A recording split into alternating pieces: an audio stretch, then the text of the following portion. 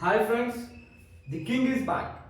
King చాలా రోజు form లో లేడు అని చెప్పుకుంటున్నాం. He got 50, but the prince king ని ముంగడ పెట్టుకొని షాట్ల మీద షాట్లు ఆడుతూ కింగ్ ని ఇంప్రెస్ చేసే విధంగా శుభం గిల్ చాలా మంచి ఇన్నింగ్స్ ఆడాడు. He got century. Third one day, final one day England tour of ఇండియాలో ఫైనల్ వన్డేలో ఇండియా 350+ స్కోర్ చేసి ఫస్ట్ ఇన్నింగ్స్ లో ఒక 357 భారీ టార్గెట్ ఇంగ్లాండ్ ముంగట వస్తే టప్పా టప్ప టప్ప టప్ప వికెట్ పడ్డాయి.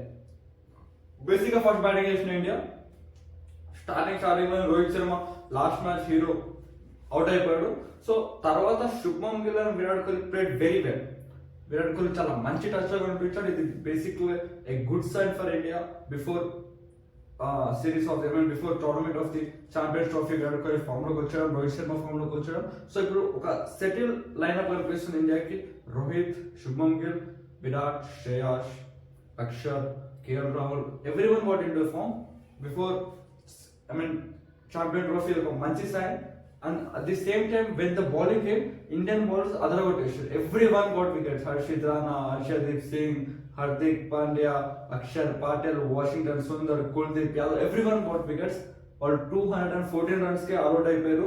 India won by 142 runs. అంటే 3 మ్యాచ్ ని క్లీన్ స్వీప్ చేసేసి, క్లీన్ స్వీప్ కన్నా ఇండియాకి సంతోషమైన విషయం ఏంది ఈ సిరీస్ లో అంటే విరాట్ కోహ్లీ, రోహిత్ శర్మ ఫామ్ లోకి రావడం.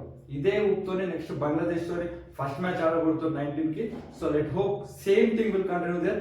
రోహిత్, విరాట్ అండ్ ఇద్దరు అదర కొట్టేసి ఇండియాకి మంచి ఊపుతో స్టార్ట్ చేస్తారని కోరుకుందాం. Thank you.